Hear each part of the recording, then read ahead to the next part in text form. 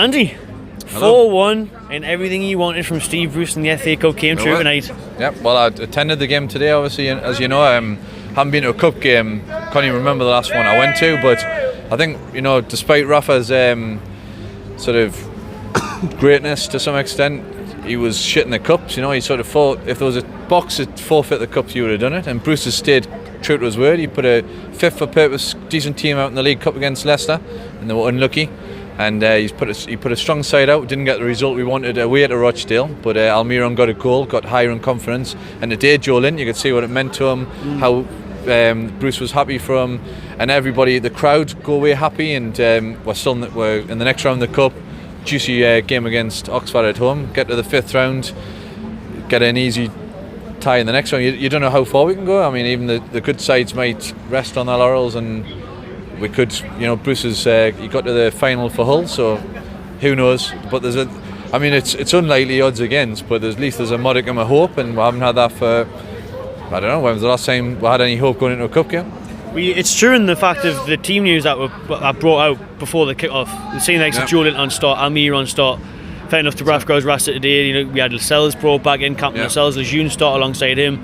It's a really strong lineup, and they played their plan, wasn't it? Get the job done, 3-0 at half time, and then he was allowed to make them substitutions in the second half. It's a no-brainer, isn't it? I mean, in the past, the Blackburn debacle last year, where we put a terrible side out, drew, and then had to play a game and went extra time, so he ended up playing 2 1/3 games rather than the one defeat that he wanted. So it was ridiculous. So it's a no-brainer. Go 2 or 3 up, take your players off, and and the young lads came on. Alan came on, and he's come on at 3-0 up rather than playing 0-0.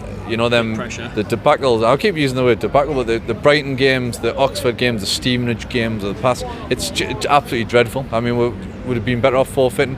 The young lad comes on with a bit of confidence, puts that ball in the middle for Joe Linton to score. And he'll go away pleased as punch. He's getting a run out in St James's Park, and it'd be great for his family, great for the lads, and everyone's happy. I mean, that's all. It doesn't take a lot, does it, to make people happy? It doesn't, but Joe Linton made everyone happy with that goal, and it was nice to see him run over to Bruce on it, and bear hugs, care hugs given out by Brucey and the boys. That's what Brucey does, he might not be the best at training and keeping people fit, but he does give a beautiful bear hug. If you're feeling down, Brucey will give you a hug and make you feel better. Clint Morrison mentioned to me on BBC Radio 5 Live in the summer, he's one of the best managers he's seen.